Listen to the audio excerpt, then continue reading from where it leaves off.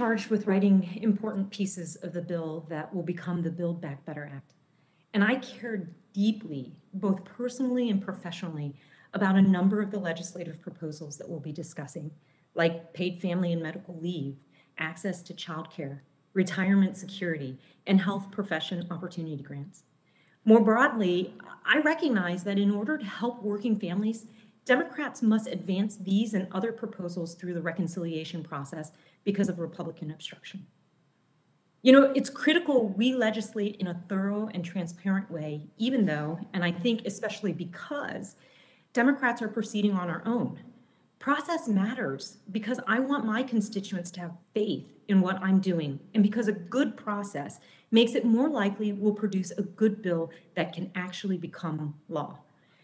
And yet to date, I've only received the text of Subtitle A through Subtitle E. And as far as I'm aware, our committee hasn't received official CBO scores of these subtitles, with the exception of Subtitle B, which involves retirement policy. And even more concerning, we've not yet received the remaining subtitles or the scores associated with them. And in fact, I don't even know how many more subtitles there will be. For example, we haven't seen the subtitle on prescription drug policy or the subtitle that will strengthen tax incentives to promote clean energy and combat climate change, nor have we seen the revenue subtitle that will pay for all of this. So as we begin the multi-day markup of this historic legislation, I don't know how much we're spending, how much we're raising, how we're spending some of the money, and how we're raising any of the money. And I want to emphasize, I don't blame the chairman or this committee for the current situation. We were given an artificial deadline by which to craft and mark up a big bill. And I believe this deadline was too rushed, driven by politics rather than policy. We need more time to get this process right. A little more time to ensure we have all the subtitles, not just some of them. A little more time to make sure we have official scores for all the subtitles, not just unofficial scores for some of them.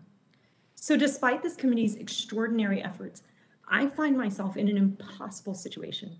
I can't properly evaluate the investments in Subtitle A through E, however worthwhile they appear in isolation, with the incomplete information I have. I cannot assess them if I don't know how we're paying for them. I cannot pass judgment on them if I don't know what trade-offs we're making. That is, what other items were excluded in order to include them. I don't think we can afford to do everything. And as a legislator, I have to prioritize and make tough choices. I don't think it's asking too much to want to see this bill in its entirety before voting on any part of it. I think that's asking for the absolute minimum, especially when we're proposing to create or change programs that will affect my constituents at every stage of their lives. And for this reason, and unless something changes, I have no choice but to vote no on each subtitle and on final passage.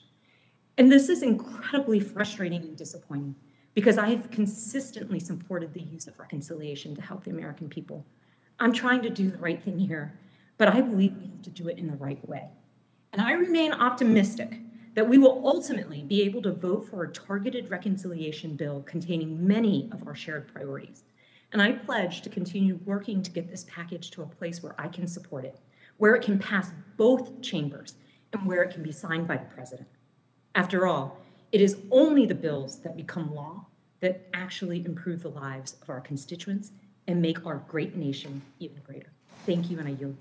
Let me recognize the gentleman from Texas.